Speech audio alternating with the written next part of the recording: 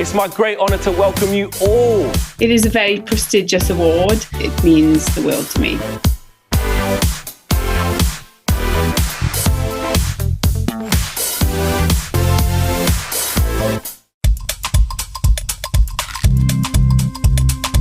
They have great senses of humour. I like to reveal parts of history to them, for I love making history come alive. They are some of the best people that you can come across. To help them open their hearts. I always come back to this quote. How can we be role models to learners if we're not learners ourselves? It's quite useful to get out of our bubbles, not our COVID ones, and sort of see what else is out there. By sharing best practice, we can see the whole picture. We can see what really matters.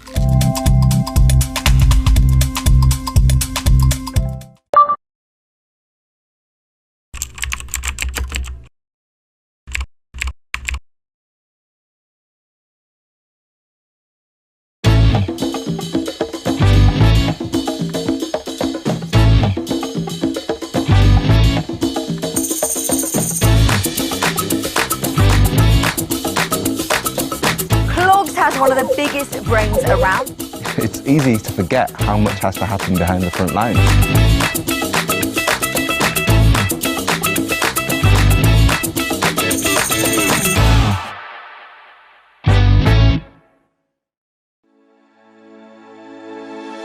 As a global schools group, Cognito educates over 55,000 students across 12 countries. We're proud to be wellbeing partner at this year's Festival of Education, and we want to share the work that we're doing to prioritise children's well-being. This starts with a clear understanding of what well-being is. We looked at the evidence and created a simple Be Well charter that everyone can use day to day. It gives a clear definition of well-being and then focuses on the specific contributors that influence it. Discover our full Be Well charter video and other resources to use with your students and families at cognito.com. I really try to not look at myself as just a science teacher. I feel like as a teacher, it's very important to help students grow and develop outside of your lessons. A single teacher believing in you and really believing in you. One teacher doing that can have a large impact, but if you have one or two or three all telling you that and really, really believing in it, it makes you feel like you can achieve anything in the world, honestly.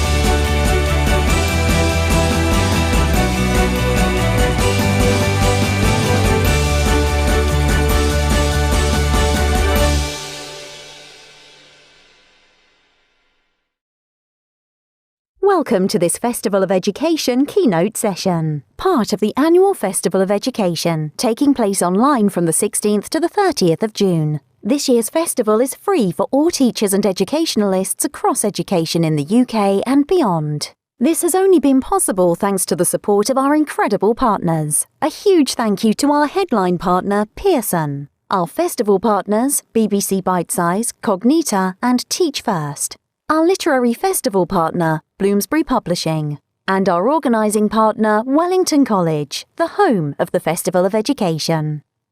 We'd also like to thank our incredible speakers. Over 200 leading educationalists and thought leaders will be providing sessions at this year's festival. On behalf of the audience and organisers, thank you. It's time to sit back and get set for our upcoming keynote session. If you wish to ask a question during this session, please head over to our Slido page to submit questions and vote for your favourites. Enjoy this Festival of Education keynote session.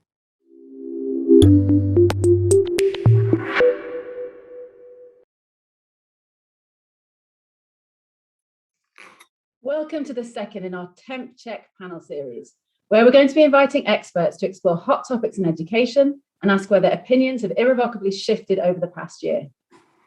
Today, we're asking whether schools and colleges should prioritise wellbeing for its own sake, or only in as much as it improves educational outcomes. The COVID pandemic heightened the focus on basic wellbeing, with schools delivering food parcels and conducting regular wellbeing checks on students deemed vulnerable. But as things return to normal, should the heightened focus on wellbeing continue and even be a criterion on which schools and colleges are judged? Or is there a danger that in being expected to do too much, schools and colleges could lose focus on the one thing no other institution is tasked with doing to ensure that their students achieve good educational outcomes? Today, for the second Temp Check panel of the festival, I'm joined by my four illustrious guests. The Children's Commissioner, Dame Rachel de Souza, the founder of a mentoring charity, Hussein Hussein, Regional Director for a Multi-Academy Trust, Helena Brothwell, and the CEO of a college group that is part of the country's largest mental health trailblazer, Peter Mayhew Smith. I will ask each one to answer a question after I've given a little bio so the audience can get to know them a little. So first, let's start with Hussein. Hussein is a former primary teacher and assistant head at a pupil referral unit for secondary age students. In 2019, Hussein left teaching to found Cape Mentors, which mentors children who dropped out of formal education. Having grown up in London, particularly council estates around the Hackney and Islington border, Hussein says that witnessing firsthand the effects of poor education and poverty prepare him to do the job that he does. Hussein, to kick off, can I ask you to describe a little bit about what you do every day and what motivates you to keep doing it? Yes, you can. Thanks for the nice introduction, Kath. So what I do on a day-to-day basis is teach. So I teach kids who have been kicked out of school or at risk of being kicked out of school. So I'm working with children very far removed from education. So once they've attended a alternative provision or PRU, then fall out. And we work with them via teaching as our kind of like secret entry point to then deliver mentoring through that.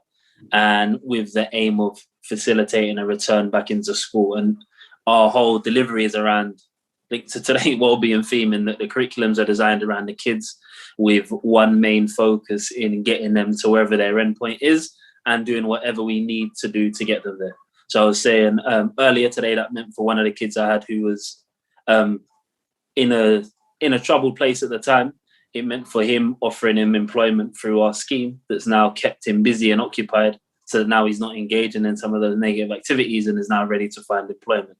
So we work with significant freedom that I think sadly many of our schools don't have, and we use that as an angle to kind of design around the kids. And on the other side, we try and prevent exclusion by working with schools to offer some support. And I say in terms of what motivates me, as you said, I grew up around these areas but had a mum who was extremely witty and understood how to play the education to her advantage and looked after us, where a lot of my close friends, brothers and sisters I grew up with didn't have that advantage. So growing up, I could just see the vast differences and just felt I had a key, unique selling point in my experience and being able to talk to the kids and understand and read between the lines. So that's what motivates me to do what I do. I love being in the community. It feels fun, the day-to-day bit of being out, delivering the work, and it's nice. And it's just a passion of mine, and I'm enjoying it so far. Thank you so much, Hussein. I'm going to introduce now Dame Rachel de Souza. Dame Rachel is the Children's Commissioner for England. She's a nationally recognised educator and advocate for improving life chances of disadvantaged children. Dame Rachel turned around 2 schools from struggling to outstanding before founding and leading the Inspiration Trust, a family of 14 schools in East Anglia. The Trust has twice ranked as the nation's top group of comprehensive schools based on pupil progress at GCSE. And she was made a Dame in 2014 for services to education. Rachel, you've been in schools your entire career. I'd like to ask you, what was the culture shock like moving to a government office?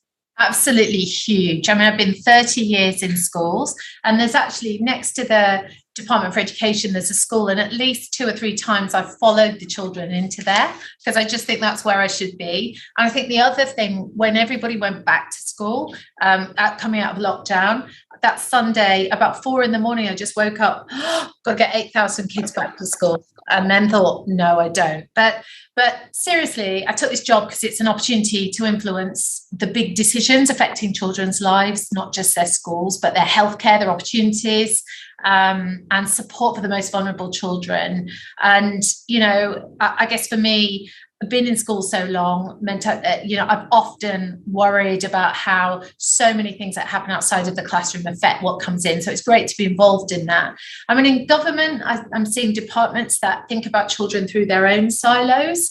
And the Children's Commissioner's role is just great for knitting, trying to knit together, you know, everything about children and make sure everyone does. So it's good to be here.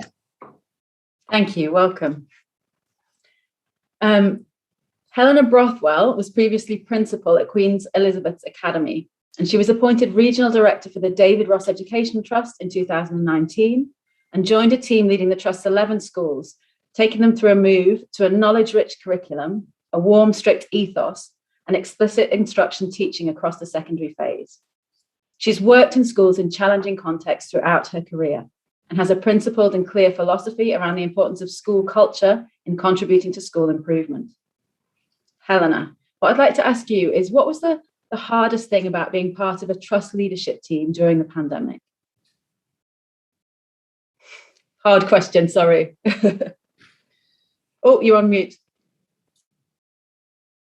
Yeah, really tough. I mean, you know, watching the impact on our communities, I think has been really difficult to watch. I've got a bit of a theory about education. I think the reason that teachers and head teachers and senior leaders are so exhausted all the time because in the term time is because we make so many decisions every day. You know, throughout the day, it's just constant. And everybody in education, I think, is the same. And I think usually that's rooted in experience. And, you know, you've kind of seen scenarios before, you know, particularly in senior leadership, you've done most of these things before, and you know you've got a bank of experience to fall back on. And I think this has been particularly tricky because it's just so unprecedented. So supporting head teachers to support their community and lots of people looking to them for support and to know how to steer this ship, that's been difficult. And because it feels like we've had something, you know, we've had to rely on something that, you know, we would normally rely on isn't there. So, you know, we'd normally know where we're going because we've seen stuff like this before. This has been so new. But I think it's just left me in awe, really, of, you know, our head teachers and head teachers across the country, of what they've done, how they've reached out to their communities and made children and families feel safe and feel secure in what they're doing. It's just been an absolute triumph. Thank you, Helena. I'd like to introduce next Peter Mayhew-Smith. Peter has worked as a lifelong learning practitioner for 30 years, starting out as a community education tutor in West London in 1988. He's since worked as a head of key skills, director of faculty, and vice principal for quality and curriculum development in FE colleges. In 2017, he oversaw a 3-college merger between Kingston, Carshalton, and South Thames colleges to form the South Thames Colleges Group and was appointed as group principal and CEO. He's since led the group to an outstanding financial health and a good Ofsted grade in 2020. And under his leadership, the College Group is now active in the country's largest mental health Trailblazer program. Peter, can I ask, of all the many roles you've had in your career, which one, if any, was the most fun? Gosh, that's a really good one. To be honest, it's probably this job, because it is so varied and there is just so much going on all the time. And I can't believe I'm quite saying that, because I've just worked through 18 months of trying to improvise every single day to make sure that we could cope with all the challenges of coronavirus. But it's been inspiring to see how well our teachers, our support staff, our cleaners, our principals, everybody has got together to make sure that our colleges are safe, pointing in the right direction, protecting the 20,000 odd students that we serve, and making sure that employers are getting the supply of trained people they need, and that we're holding it all together for our local communities. So actually, it's been really tough, this one, but I'm so proud of everybody. Just as Helena was saying, there's so much to celebrate in the sector, and actually we have made normal happen in amongst all of this chaos and uncertainty. And that makes this, I suppose, the most challenging, the most difficult, but also the most satisfying and rewarding time in my working life. Thank you, Peter, and thank you to all our panelists for spending the time with us today to address this question. So let's move on to the discussion. The topic for today is asking, should schools and colleges prioritise well-being for its own sake, or only in as much as it improves educational outcomes? I find this an important question, because I think it's a question about the function and the purpose of a school or college.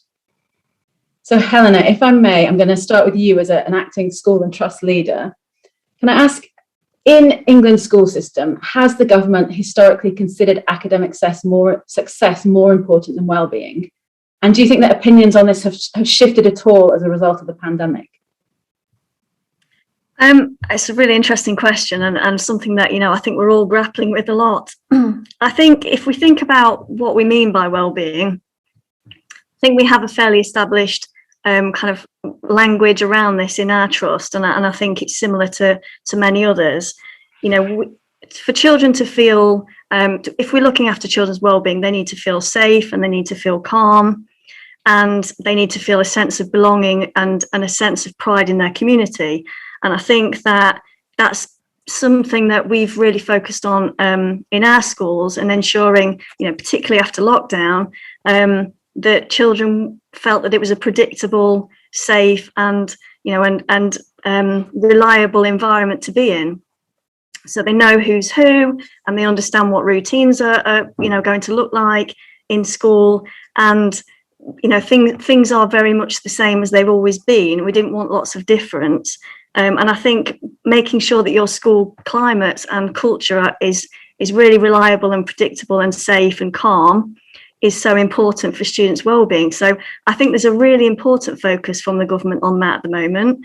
And the work of Tom Bennett and others, that's been a really important driver.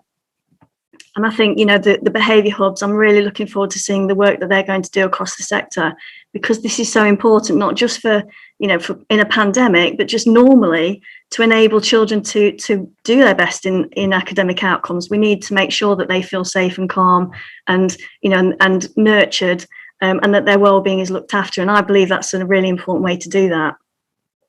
I think also, as you said, the role of the school is really important. And I think this has really put a spotlight on what schools do really, really well, and they always have done, which is to reach out to their community. And, we've, like many other schools, we did weekly wellbeing calls all the way through lockdown to really strengthen those bonds between our students and our teachers, because that's what matters. And those community links are really, really strong, and they're so important to us. Thank you. There was a little bit of avoiding the question there, which I will come back and get you on later, but we'll let you have that as starters. I'd like to bring in Hussein now. Just ask what you've seen during the pandemic. Has COVID changed how schools need to think about the balance between people well-being and academics, do you think?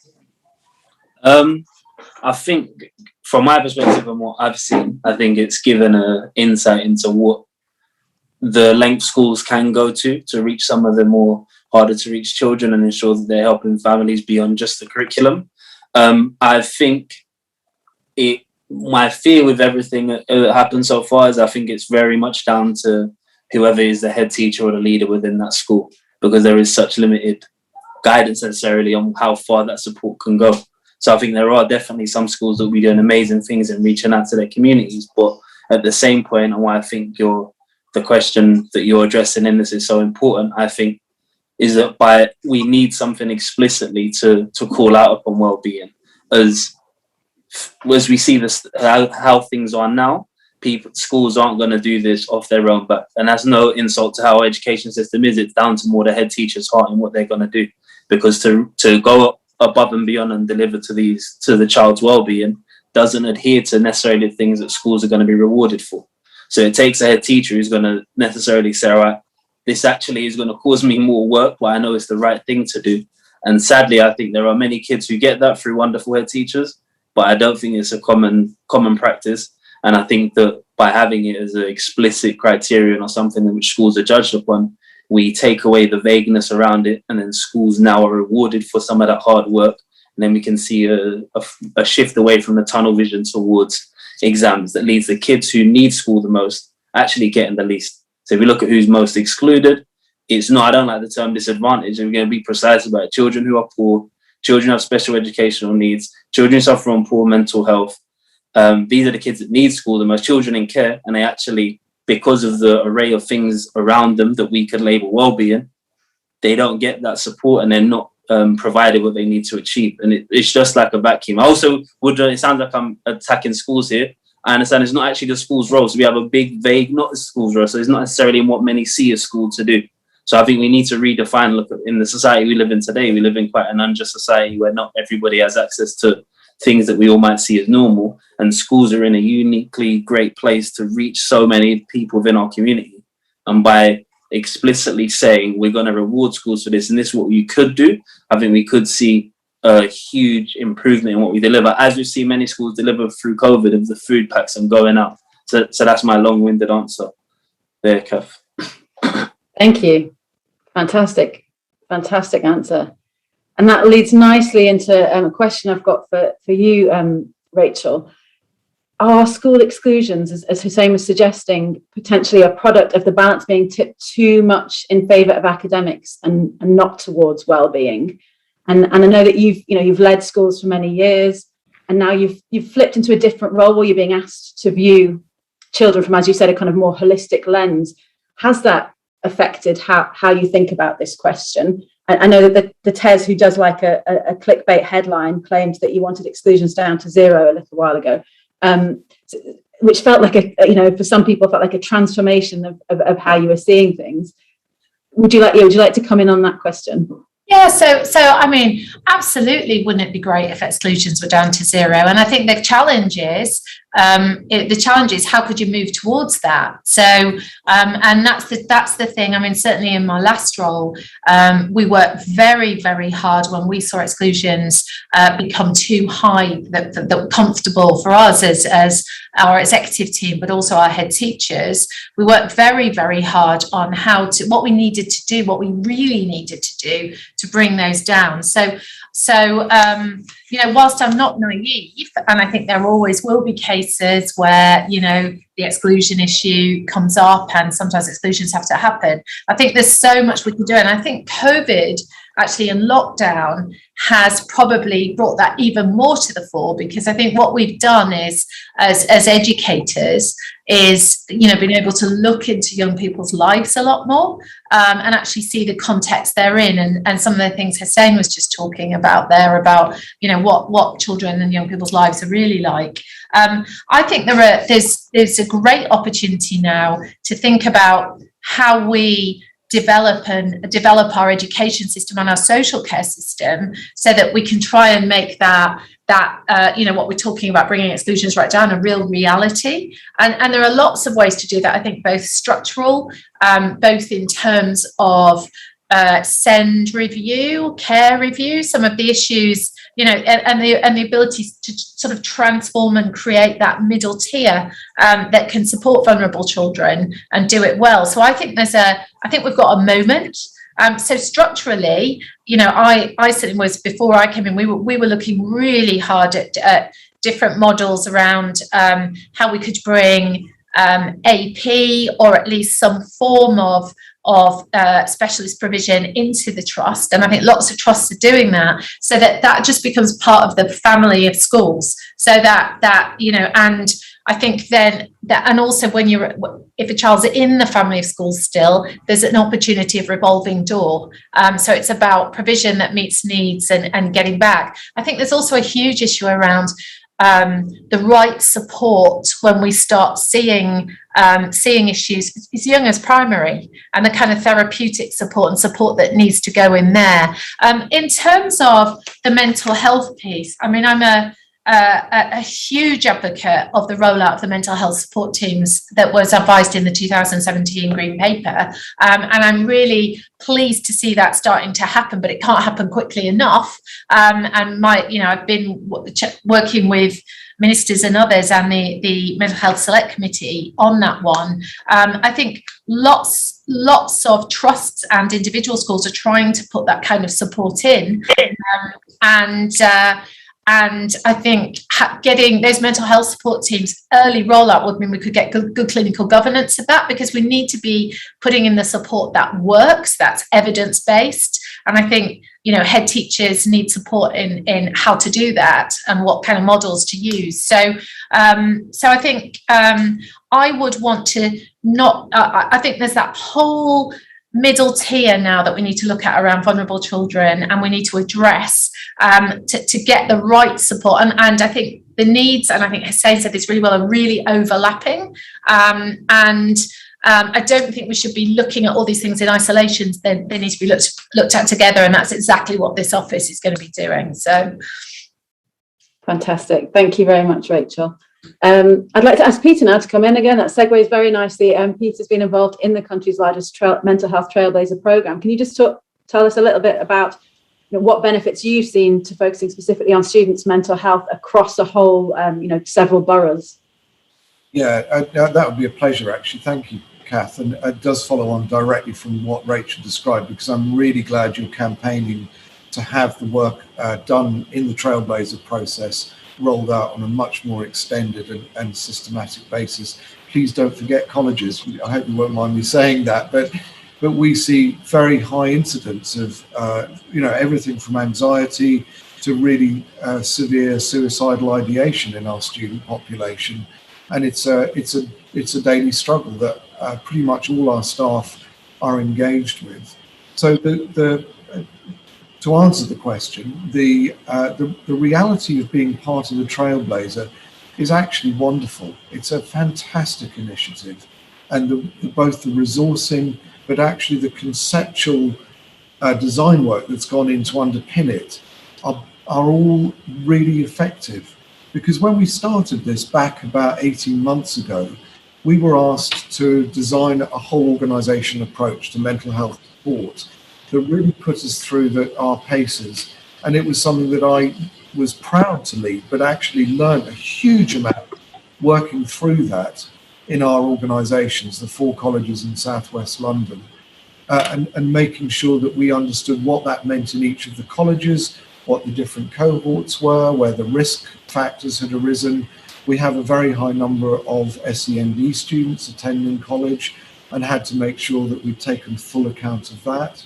We have a number of specialist roles where we'd already employed counsellors and student engagement advisors, but had to make that into a coherent whole and describe what does all of that mean within a bigger systematic framework for an organisation that's passionate about safeguarding young people and their well-being, and sees that as one, a part of the safeguarding continuum that Ofsted inspect us on quite rightly. And then on top of that, we were then able to bring in the resources that the Trailblazer introduced us to, the clinical practitioners. But what was absolutely brilliant was we could say what specialisms we needed to help deal with some of the issues that were arising. The NHS leadership was incredibly sensitive and thoughtful, and we were able to design in exactly the kinds of specialist support that's really benefited our students. So, for example, we were able to interview with the clinical practitioner team at St George's to employ a drama therapist particularly to work with our SEND students who are dealing with quite serious mental health issues through the pandemic, around isolation, social relationships being cut off, and that feeling of disconnection from their immediate community and their friends at college. And we've been able to focus on those issues much more directly for having that kind of specialist support that we were able to identify through doing that diagnostic work right at the start. So the process has been, I think, inspiring for us as an organisation. And it's really taught us to what extent we can integrate this and embrace these practices, not just as an add-on, but as a fundamental part of our students' learning and their journey through college life. Thanks, Peter. That's great to hear. I'm going to bring it back a little bit to the key question that Helena so nimbly avoided earlier, and put it a bit more bluntly. What about the curriculum? So for children who really struggle with academic learning, going to secondary school can feel a bit like going to a job you hate for years on end, and a job for some children who they aren't very good at. What does this do to children's well-being? So Helena, my question for you is, do we need to reduce the focus on academics? Do we need to scrap the EBAC, for example? Gosh, absolutely not, in my view. But you knew that already. So I think, our job is ensuring that every child can access the curriculum, the full curriculum. And, you know, what we pass down to them that's been, you know, passed down to us from generations is their entitlement. And that's so important to do it. Our job is to make sure that everybody can access that. Our job is not, in my view, to reduce what people can have access to when it's theirs. It's, you know, it's a beautiful thing that exists, and it's not ours to decide who gets what. So I think, I think our work and our efforts all need to be around those really important support mechanisms, those really important interventions that help children access what it is that we want everybody to engage with. That's what we spend a lot of our time doing, a lot of our investment, right through phonics through to, direct instruction teaching of maths, and, those really important foundations that children need to be able to move on and access the curriculum, because, if they can engage with it, then it becomes much more enjoyable. Being able to, having something that's very, very difficult because you've got barriers to accessing it means that it's much less enjoyable. We all know that. It's about bridging that gap for children, and we do that through intensive support. And we shouldn't, that's where all of our focus should be. And I was really, I completely agree with what Dame Rachel was saying about, that is what, that middle layer, there's lots to that, that basically speaks to everything that we need to be doing in schools and are doing, to wrap around those vulnerable children and those children whose learning is vulnerable, not necessarily that they're vulnerable, but their learning is vulnerable, and we need to bridge those gaps for them. Thank you, Helena. That was a very clear answer. Didn't dodge anything. Hussein, I'd like to ask you, because you spend a lot of your time trying to engage young people with basic literacy and numeracy to kind of get them back engaged in education. What is your view on the academic focus in schools? Does it put some children off? Does it need to change? I think there's a balance of, it's finding that right balance and how it differs for each child. So most of the kids I work with have been out of school for so long, it's just the concept of it is so foreign. So their grades or their attainment and what they're judged at to be is not a reflection of what they're capable of doing. And sadly, not a school issue, it's a societal issue that people from where I'm from, we don't buy into the system that education is going to save us. We see very few role models out there who look like us, who follow these routes. And it's not just something I'm saying here. If you look at recent research of just the magical few kids from my background who might attend the Russell Group University and get first class, they're still just as likely to get a job as somebody, less likely, than someone from a privileged background who's got a 2-2.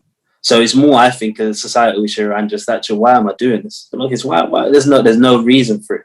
And schools, I think, with the focus I was talking about on education and where it goes, it's a one-way street, in my opinion, often in that schools can live off the success of, we've got X% of our pupils have got this grade. I can talk as one of those kids who was labelled disadvantaged and would have helped my school look good. I left school, and then it was near impossible to get a job. So there's this huge kind of detraction around it. So I find it's easy to get them engaged once there's an incentive. So we'll have rewards to do that. Or, all right, we're going to get this job, or this is for this application. It's finding something to make it real. Otherwise, often schools and everyone is trying to force feed something that doesn't taste well in the realities that a lot of our kids are living. So I think you have to make it palatable for a reason and have those honest conversations so that we can tackle these things, and where the well-being piece is so important, having people who have that lived experience. So I think many of the teachers I've worked with in schools, and why I left was quite disillusioned, but teachers are well-intentioned, but they don't really know what it's like when you are trying to navigate everything in your life and then find purpose for these exams and find purpose for what it is and believe that it makes sense for you. So I think studying the books, the content's not difficult. It's finding a way to make life easy enough or incentive for the children to want to learn. And that's a challenge, sadly, that probably isn't school's job necessarily to face. But I think we need to be bold and brave in what we're trying to tackle, or we're just going to be dancing around the same questions again and again. Rachel, can I ask you to comment on that? So maybe it's not an issue for schools to address, but it seems certainly like something that the Children's Commissioner's Office would care, very deeply about and should be looking to address. So what do we need to do, and what can your office do about disengagement or structural inequalities, or these children who feel like that education is not the answer for them, and even if they do get it, then they might be disadvantaged or discriminated against in their opportunities? That's a great question. And I mean, the first thing I did in office, and one of the very powerful things that this office can do, is actually speak to children and engage with children to find out what they're genuinely thinking, and take those views to government to challenge, whether that's the Department for Education, to health, to number 10. So we launched the Big Ask survey when I arrived, and we ran it over 6 weeks, and we've had over 500,000 responses from children and young people from every single part of the country. Every area is represented. So that's about 8% of 4 to 18-year-olds have responded, and the results, the outcomes of that, we're going to publish in September. But there are some huge things coming out of that, and we're going to need to be really. I think the next step from there will be reaching out to expert groups and developing joined up policy that we need to land with government to deal with the things that the exact things that you're talking about. So what are we hearing? Well, the largest finding is that the biggest issue that kids can consider a barrier as they coming out of COVID and coming out of lockdown is mental health. That's around 20%, but rising to 40% of respondents in teenage identified mental health as the biggest barrier. They've also been talking to us about life at school and about and whether their education will get them the jobs and the careers that they want. There is no lack of ambition from England's children, and that's across every. And the answer I just gave you was across every ethnicity, every postcode, and across every social group, in terms of and way of living, whether that's kids in care, that's kids, in the secure state, as well as across. So mental health is clearly perceived as a massive barrier. They're also talking about life at school. They're talking about whether the curriculum will indeed get them the jobs they want. I was actually very surprised by how high the percentage of respondents were about just focusing on the most important thing for me in terms of my future life is getting a great job, and I want to make sure my education gets me there. So I think we've got a lot of work to do. There's a lot of qualitative research. It's the biggest survey response ever done in England, and we think in the world, apart from the US Census. So we've got a lot of work to do in terms of really finding out what children really are saying at that one point in time, and looking at it across all things and taking the lessons from that. So I want to be led in my answers first by what children and young people tell us. I think that's absolutely critical. And I think but there are some real key themes coming out there for the kids who who sort of identified as coming from more vulnerable backgrounds. So that's particularly kids in care and kids where poverty is an issue at home. they have identified those issues, but actually underneath mental health and some of the other ones. So I think it's really, really interesting. What we can do as an office is, I think we're in a unique position to influence government and to work with different government departments to try to get solutions. Getting joined up thinking is key, but also, and to reflect children's and young people's views to that, but also working with the charities, the expert groups out there, and the sector to actually build solutions. But I want to build solutions in response to what children are actually telling us. So I think that's my response. Thank you, Rachel. I had a question for you, but I saw that Hussein also had a question, so I'll bring him in first. Go ahead. Thank you. I'll be quick, promise, I know we're running out of time. In terms of mental health piece, something I know, especially growing up and seeing a lot of the kids I work with, is, I try to put this without sounding crazy, and where I'm from, it's a luxury. It's something that life's so crazy we don't even know what mental health is. I'd say I was in my 30s when it came to a point of even thinking about it. I think a lot of is thinking of how is this support in terms of tackling it, and what is it going to look like, so that it is something that is actually accessible for the kids that are here to support, to receive it. As I work with a lot of kids who are entitled to CAMHS support, but they don't attend, not because it's not good enough or anything. There's just a huge disconnect with a child trying to understand that my life isn't normal, and that that everything I go through actually isn't normal. I've been going through it all my life. And through the work we do at CAPE, and we find the kids often don't want to talk about it, but through doing activities that they find fun, that natural relaxation and going around it. So it's finding, I think, an important balance of tackling mental health, but at the same point understanding the audience, and the support is only as good as how it's received. So a lot of the kids I work with, they won't do any CAM stuff, but I can take them to the gym, or we might go and do some. When they are like the kid I spoke about who's employed by us, now he's in a space where he is talking about his mental health because he's got some time and he has a few things that he can actually breathe and be like, all right, things actually aren't all great. So whatever is done is making sure that, I don't know how, it's a tough job, but making sure that it's in a way that you utilize people from the communities that these kids come from groups, activities that actually are meaningful, so that probably a 4 to 18-year-old might not feel comfortable sitting in a room or talking, or how it goes is finding something that's how we can tackle that. And I'll be quiet because I know I've gone on for a couple. No, that's good. That kind of links into the question I just wanted to put back on Rachel in terms of the survey. I wanted to ask you. Obviously, we know that often the people and the children, the young people who fill in surveys and answer these things are not often the most vulnerable. So I wanted to ask if you have any particular plans for really gathering the voice and really hearing the opinions of the most vulnerable who don't usually feed into these things. So we absolutely put that first. So we took the survey into every single one of our YOIs. Every child in a secure estate had a chance to fill in. We took them to secure mental health homes. We made an absolute point of taking them to care homes and to making sure children in care. And pretty much, we used all of those. And we can actually cut the data to be able to, and we are cutting the data to be able to. We used identification so that we know who those responses are from, and we'll be able to feed back on those. But I think in terms of I think a couple of things. First of all, I would say I was surprised by how articulate and how well and how straightforwardly kids were able to identify mental health as an issue, both in our qualitative work, and I think it's come into the lexicon a lot more than when perhaps we were younger. And but if you actually look at the data, rates of children with a probable mental health disorder went from 1 in 10 in 1999, 1 in 9 in 2017, and we're looking at 1 in 6 now post-pandemic. So we've got a real issue with mental health and with mental well-being issues.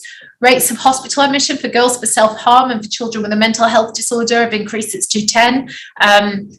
International data is suggesting that UK kids are some of the saddest in all the OECD countries, just behind children in Japan and the US. In a survey, a PISA survey of 15-year-olds in 2018, 9% of children in the UK said they were always sad, and over 51% said they were sometimes sad. So I think we've got that plus the Big Ask survey showing us that this is a major concern for young people. I think we have to meet them where they are.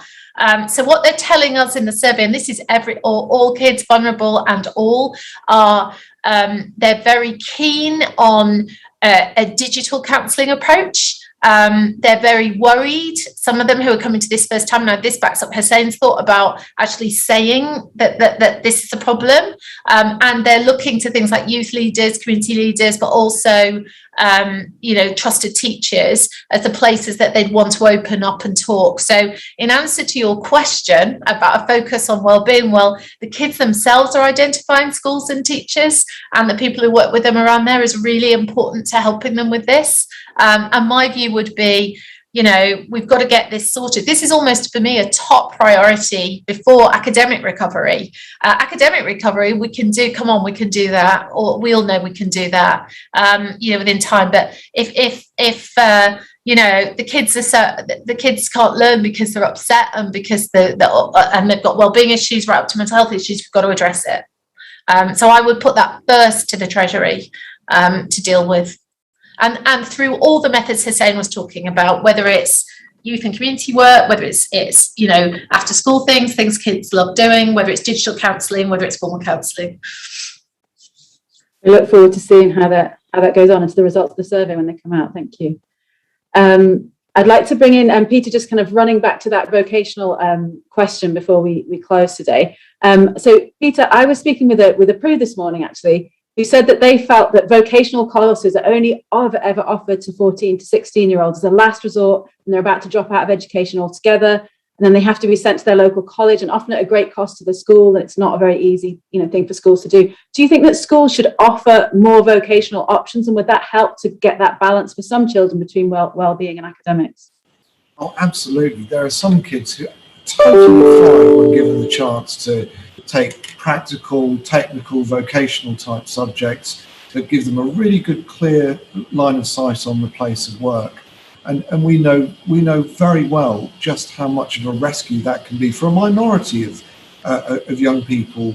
But what it's like when they can get their hands on a set of tools and actually do some physical work or do something practical with their hands, it can be an enormous relief. And so I agree with a lot of what Helena was saying, that actually we do need back some of the flexibilities in the curriculum that allow you to adapt a program of study to a young person that may not be doing that well on a relatively academic pathway with a relatively formal set of assessment options around it.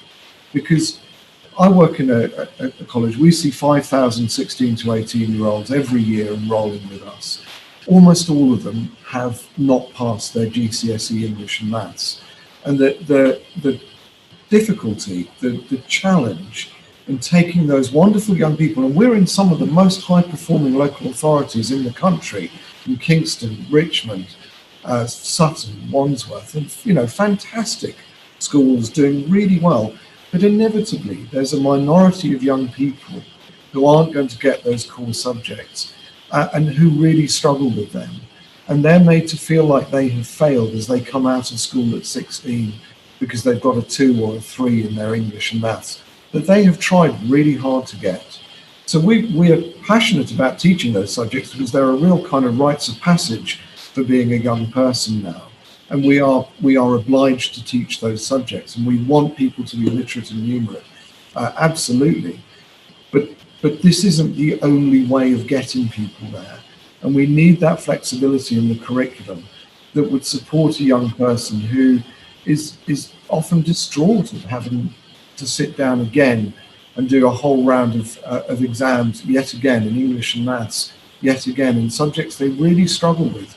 But give them a chef's knife or a car jack or a bricklaying trowel or a hairdresser's scissors, and they will shine and they will fly. And we're they're as valuable as anybody else in our community, and they mean as much to the economy for those skills and their ability to perform those tasks for the public. And we think that's just as important.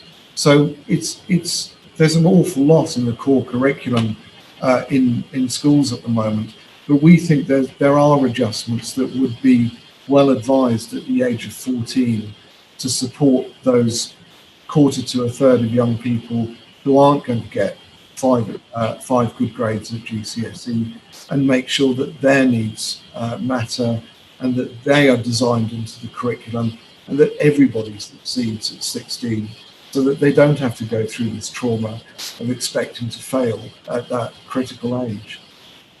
Thank you, Peter.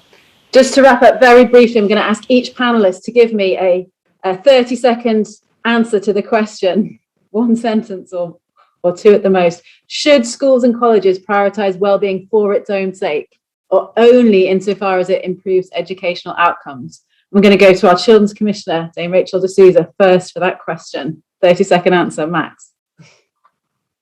Oh, sorry, everyone's on mute. Absolutely, we should prioritise children and young people's well-being for its own sake and because it aids education. The long-term children with mental health problems more likely to have time off school and fall behind in their education anyway. And children with better well-being on average have high levels of academic achievement and more engaged in school. We've got to put children first coming out of the pandemic. We've got to deal with this. They're telling us they need the support. So come on, let's do it. Peter. Totally agree. It just matters from every single point of view. We want people to thrive and do well in all the aspects of their lives, and well-being is the foundation stone for that. We've got to build that and make sure that it's fundamental to what schools and colleges and nurseries and all the different education settings are doing. And we think that you won't build an effective education system without that foundation stone in place. Helena, can I ask you? Yeah, I completely agree. I mean, we've got a role as a school. That's a really important job. We've got a job on, but actually having children who aren't able to access it because of poor well-being is just, that's got to be our top priority, because otherwise we can't achieve those outcomes for them. So keep aspirations high, aim really high for our children, every single one of them, and support them to get there. Thank you. Hussein, would you like to wrap up? It feels like Britain's Got Talent with 4 yeses. I'd say yeah as well. As I think both reasons, it's morally right, and I think it will get the better results. I think it wins on all sides. We're just helping the kids that need it most. Financially, it makes sense, as what we're doing now is ridiculously expensive, and what they're attaining at the moment, these kids who will benefit from it, I'm sure at worst will do better if we did it this way. Thank you. And thank you to all our panellists. Please do watch the Festival of Education YouTube channel for the rest of their content. Enjoy the rest of the festival, and good evening.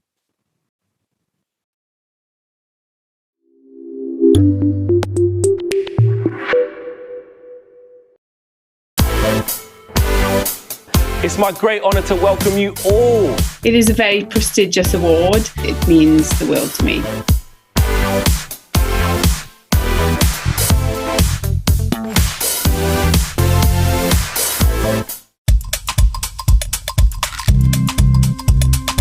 They have great senses of humour. I like to reveal parts of history to them, for I love making history come alive.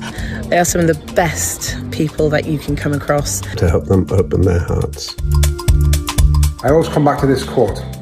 How can we be role models to learners if we're not learners ourselves? It's quite useful to get out of our bubbles, not our COVID ones, and sort of see what else is out there. By sharing best practice, we can see the whole picture. We can see what really matters.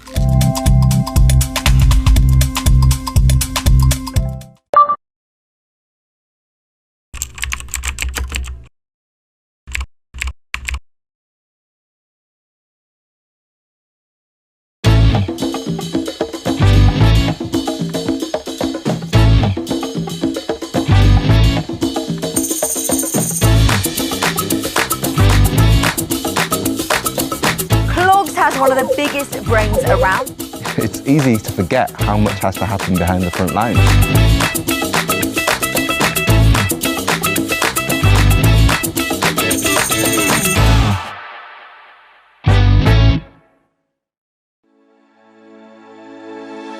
As a global schools group, Cognito educates over 55,000 students across 12 countries. We're proud to be wellbeing partner at this year's Festival of Education and we want to share the work that we're doing to prioritise children's wellbeing. This starts with a clear understanding of what wellbeing is. We looked at the evidence and created a simple Be Well charter that everyone can use day to day. It gives a clear definition of wellbeing and then focuses on the specific contributors that influence it. Discover our full Be Well charter video and other resources to use with your students and families at cognito.com. I really try to not look at myself as just a science teacher.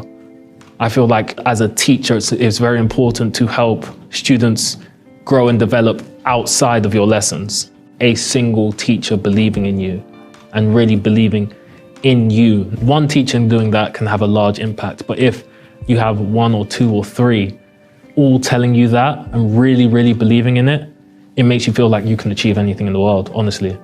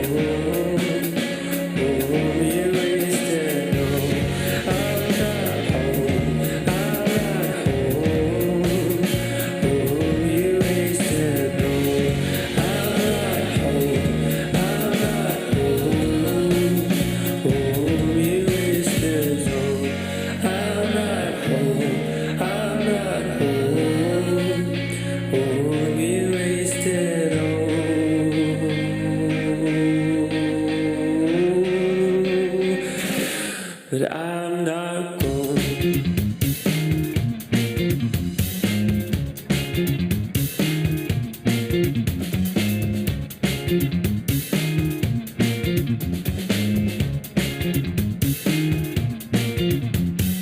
Oh, you can't wait for what I can give you. Know what I am, so you know how I live. And try to look proud, but you're not in the slightest. It's happening now, and it's always been like this. Like this, like this, like this, like this, like this, like this, like this, like this, like this, like this, like this.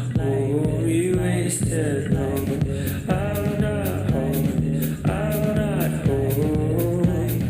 Home, you wasted home. I'm not home. I'm not home. Home, you wasted home. I'm not home. I'm not home. Home, you wasted home. I'm not home. I'm not home. Home, you wasted home. I'm not home. I'm not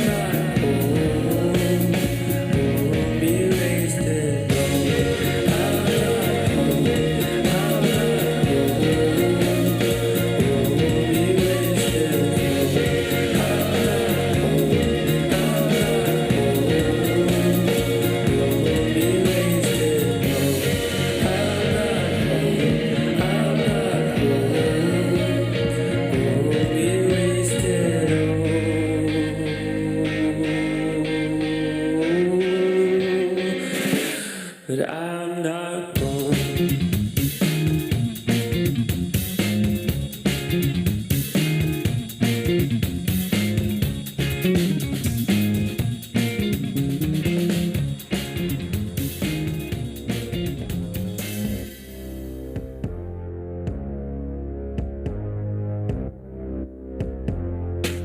So I got edges that scratch, and sometimes I don't got a filter, but I'm so tired of eating all of my misspoken words.